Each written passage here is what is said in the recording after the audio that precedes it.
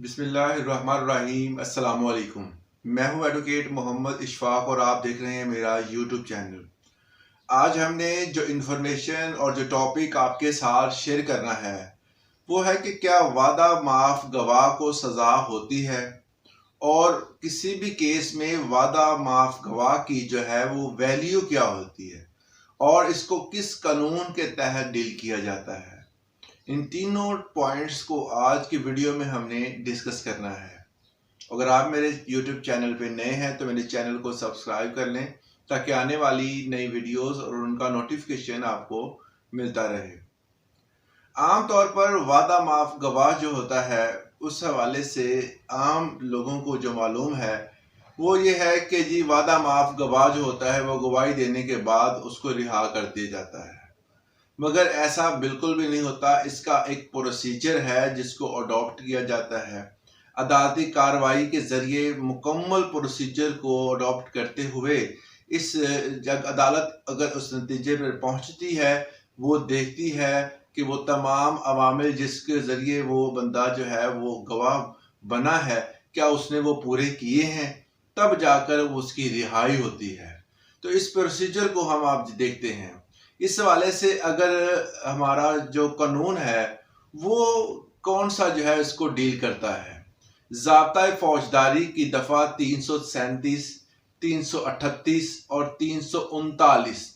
ये तीनों दफ़ात जो है वो वादा माफ गवाह के हवाले से डील करती हैं। इन्हीं दफ़ात में जो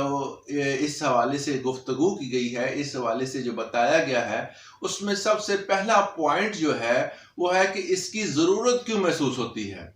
वादा माफ गवाह जो है वो क्यों कोई बंदा जो है वो सिलेक्ट किया जाता है कि ये बंदा जी वादा माफ गवाह है, और किस प्रोसीजर को लिए ये जो है बंदा सिलेक्ट किया जाता है। किसी भी मुकदमे में, कोई भी मुकदमा चल रहा है, किसी भी मुकदमे में शवाहद नाकाफी हो और एक से ज़्यादा मुल्ज़मान हो तो उनमें से किसी एक मुल्ज़म को हकाइक बयान करने के हवाले से वादा माफ गवाह के तौर पर पेशकश की जाती है। अगर वो तमाम हकाइक बयान करने के हवाले से उस पेशकश को कबूल करता है तो उस बंदे को वादा माफ गवाह के तौर पर लिया जाता है। तो बेसिकली ये शवाहद इकट्ठे करने के लिए ही किया जाता है कि ताकि किसी भी बंदे को सज़ा, अगर उसने वो जुर्म किया है तो उसको होनी चाहिए, अगर उसने वो जुर्म नहीं किया तो उसको सज़ा नहीं होनी चाहिए बल्कि उसको रिहा किया जाए। तो ज़रूरत इसलिए महसूस होती है कि शवाहद नाकाफ़ी है। उसके बाद दूसरा पॉइंट जो इन दफ़ात में बयान किया गया है कि वो कौन से जराइम होते हैं जिनमें वादा माफ गवाह को लिया जाता है या कोई बंदा बन सकता है। यहाँ तो फिर ऐसे होगा ना कि हर जो कोई बंदा कोई जुर्म करता है तो उसमें दूसरा बंदा जो है वादा माफ गवाह बन जाएगा।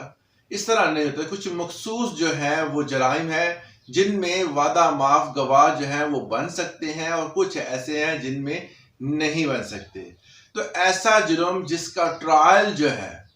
ऐसा जुर्म या ऐसा केस जिसका ट्रायल जो है वो सेशन कोर्ट या हाई कोर्ट में चल रहा हो, तो ऐसे जराइम में अगर कोई बंदा वादा माफ गवाह बनता है तो उसको बनने की इजाजत देती है कोर्ट, जिसका ट्रायल सेशन कोर्ट या हाई कोर्ट में चल रहा हो। इसके अलावा कोई भी जुर्म जिसकी सजा 10 साल हो या कम से कम 7 साल हो, ऐसा जुर्म जिसकी 10 साल या 7 साल सजा है, ऐसे जराइम को देखते हुए वादा माफ गवाह बनने के लिए जो है वो पेशकश की जाती है। इसके अलावा जो जराइम है जिसमें 216A, ये वो जुर्म है जिसमें कोई भी बंदा डकैती करता है, चोरी करता है, कोई भी ऐसा काम करता है और उसके बाद वो किसी दूसरे बंदे के पास जाता है और वहां पर जाकर उसके पास पनाह ले लेता है, और जिसके पास उसने पनाह ली है उसको मालूम है कि इस बंदे ने ये जुर्म किया है, तो जो है वो उस हवाले से वो बंदा जो है वो इस जो जुर्म उसने किया है इस हवाले से अगर वो गिरफ्तार होता है और उसका केस चलता है अदालत में, तो वो बंदा जिसने उस बंदे को जो है उसकी हेल्प की है उसको फैसिलिटेट किया है, वो बंदा भी उस जुर्म में शामिल है, मगर वो जो है उस टाइम पे वादा माफ गवाह जो है वो बन सकता है।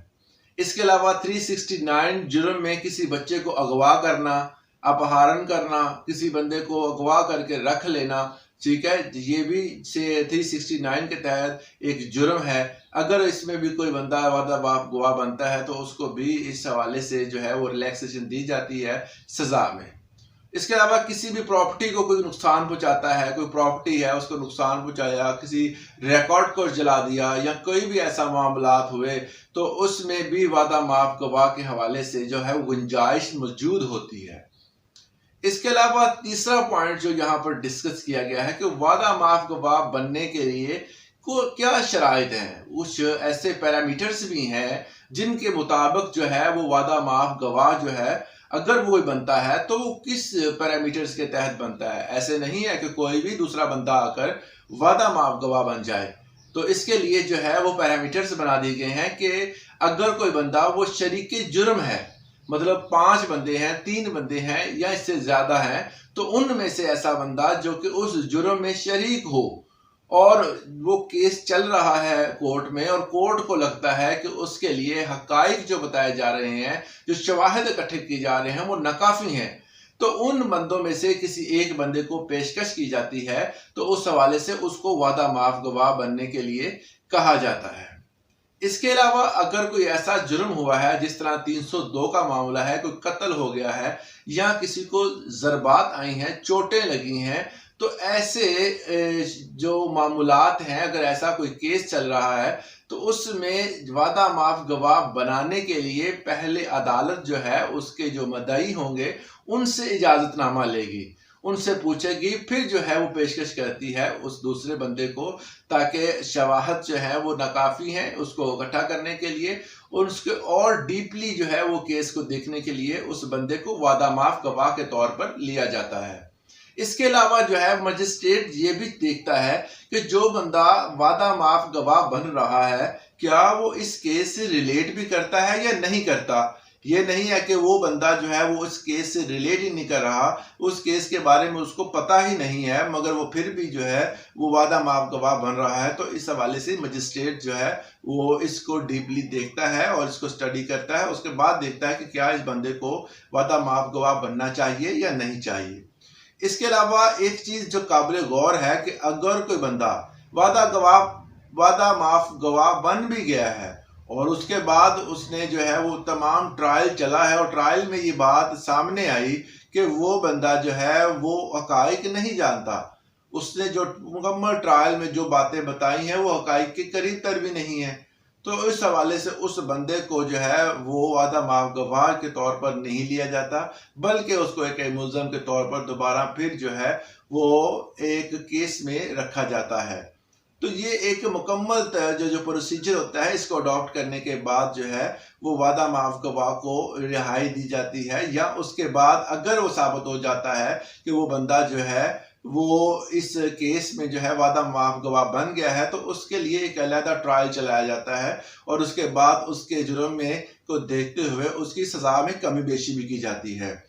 तो ये था आज का लेक्चर वादा माफ गवाह के हवाले से। अगर कोई आपका कोई क्वेश्चन है तो मुझे इस वीडियो के लिंक में मैंने अपना व्हाट्सएप नंबर दिया हुआ है, वहाँ पर मैसेज कर सकते हैं या फिर कमेंट कर सकते हैं। तो आपको जब भी मैं फ्री होगा तो आपको जवाब ज़रूर दूंगा। आज के लिए इतना ही, इजाज़त दें, अल्लाह हाफिज़।